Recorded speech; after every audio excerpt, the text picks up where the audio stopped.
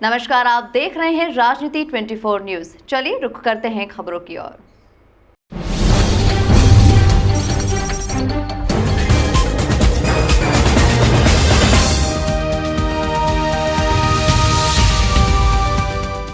इंदौर के अभय प्रशाल स्थित संभागीय मीडिया सेंटर पर इंदौर सांसद शंकर लालवानी ने पत्रकार वार्ता की। सांसद ने इस विधानसभा चुनाव को ऐतिहासिक बताया और लोगों से भारतीय जनता पार्टी के विकास को लेकर स्पष्ट सोच और कंफ्यूज्ड कांग्रेस के बीच चुनाव करने की बात कही। इंदौर सांसद शंकर लालवानी ने कहा कि ये मौके और धोखे के बीच का चुनाव है। भारतीय जनता पार्टी विकास का एक मौका है, जबकि कांग्रेस सिर्फ एक धोखा है। सांसद ने कहा कि ये चुनाव भारतीय जनता पार्टी के विकास और कांग्रेस के विनाश के बीच है और उन्हें पूरा भरोसा है कि मध्य प्रदेश की जनता विकास को ही चुनेगी, क्योंकि जनता मोहब्बत की दुकान से नफरत का सामान बेचने वालों को पहचान गई है। इसके बाद श्री लालवानी ने केंद्र सरकार द्वारा इंदौर को दी गई सौगातों का भी जिक्र किया और 5,500 करोड़ की लागत से चल रही सड़क परियोजना, 3,200 करोड़ रुपए से ज्यादा की रेल परियोजनाओं समेत air connectivity, health, education, startup, हर घर जल एवं सांसद निधि से किए गए कार्यों का भी जिक्र किया। सांसद ने इंदौर खंडवा होते हुए हैदराबाद तक की सड़क का जिक्र किया और कहा कि भारतीय जनता पार्टी की सरकार बेहतर कनेक्टिविटी के लिए प्रयासरत रहती है। इसी के साथ ही बताया कि इंदौर खंडवा के बीच ब्रॉडगेज रेल लाइन कन्वर्जन का काम भी तेजी से चल रहा है और ये काम जल्द ही पूरा हो जाएगा। इसके बाद इंदौर से लेकर खंडवा तक विकास काफी तेज गति से होगा। साथ ही लालवानी ने इंदौर से हरदा, बैतूल, नागपुर होते हुए कोलकाता तक की बेहतर होती कनेक्टिविटी का भी जिक्र किया। लालवानी ने बाईपास पर बन रहे 5 ओवरब्रिज, शहर के विभिन्न हिस्सों में बन रहे 5 रेलवे ओवरब्रिज तथा भारत सेतु बंधन योजना के तहत शहर में बन रहे 4 फ्लाईओवर का भी जिक्र किया और कहा कि इंफ्रास्ट्रक्चर डेवलपमेंट एवं कनेक्टिविटी हमारी प्राथमिकताओं में शीर्ष पर है। सांसद लालवानी ने 3,200 करोड़ रुपए की लागत से हो रहे रेलवे के कामों का भी जिक्र किया। सांसद लालवानी ने इंदौर की बेहतर होती एयर कनेक्टिविटी के बारे में विस्तार से बात की और कहा कि पिछले 5 सालों में इंदौर एक अंतर्राष्ट्रीय हवाई अड्डा बन गया है। इसी के साथ ही यहां पर अंतर्राष्ट्रीय कार्गो टर्मिनल का शुभारंभ भी हो चुका है।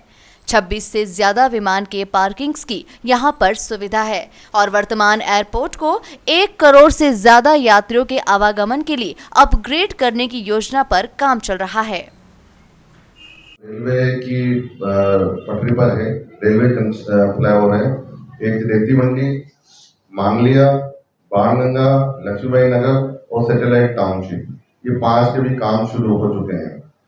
4 फ्लाईओवर के काम और हाल ही में शुरू हुए हैं। एक हमारा जो फ्लाईओवर है आईटी पार्क के वहां पर, दूसरा मूसागढ़ी, तीसरा सत्य साई और चौथा देवास नाके। देश के इतिहास में आजादी के बाद केंद्र सरकार द्वारा पहली बार 14 ब्रिज एक साथ इंदौर में बन रहे हैं। यह अभी तक का एक रिकॉर्ड है।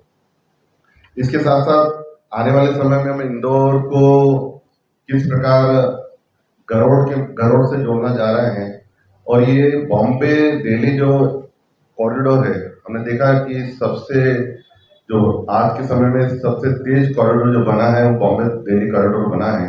उसको इंदौर से 2 स्थानों पर जोड़ रहे हैं। एक गरुड़ जो रतलाम के पास में, उसको जोड़ने के लिए शिप्रा नदी के उस पार एक रोड ब्रिज का काम आपने देखा होगा, तेजी से चल रहा है।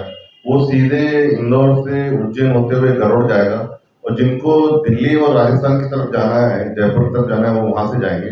और दूसरा जिनको सूरत, बड़ौदा, बॉम्बे के लिए जाना है, उसको इंदौर जो अहमदाबाद रूट है वहां पर एक नया रोड बनाकर उससे जोड़ा जा रहा है। तो हमारी एक कनेक्टिविटी एक्सप्रेस कॉरिडोर से दोनों तरफ से जुड़ जाएगी।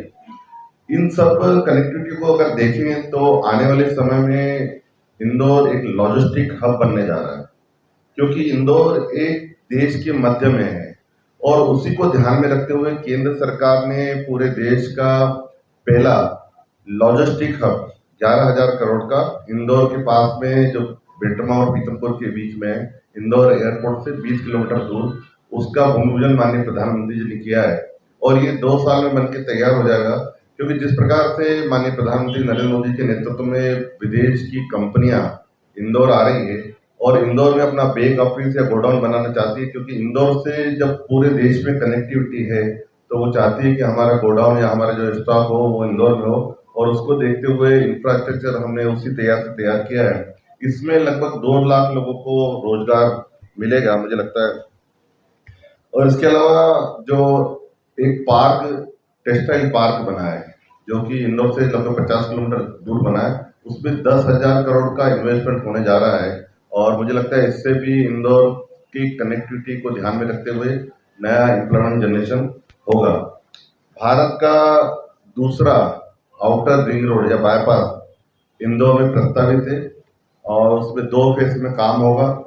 पहले फेज की प्रोसेस आगे बढ़ चुकी है और उसके बाद दूसरा फेज जो होगा वो अगली बार जिसकी तैयारी चल रही है। पहले फेज के लिए केंद्र सरकार ने सिद्धांत सहमति दी है, उसका सर्वे का काम अब आने वाले समय में शुरू होगा। जहां तक हम बात करें रोजगार, आईटी और एम्प्लॉयमेंट की बात करें, माननीय प्रधानमंत्री जी ने हमें देखा किस प्रकार इंदौर में स्टार्टअप की पॉलिसी का लॉन्चिंग किया था। उसके बाद इंदौर आने वाले समय में अभी से स्टार्टअप का इको फ्रेंडली स्थान बन गया है और देश के हमारे नवयुवक अब इंदौर आ रहे हैं। पिछले दिनों में 5,000 से ज्यादा स्टार्टअप रजिस्टर्ड हुए हैं, जो कि एक अपने आप में मिसाल है। तो इसको भी लेकर इन देश में किस प्रकार से इंदौर स्टार्टअप के हमारे नौजवान को अट्रैक्ट कर रहा है वो हमने इसमें देखा।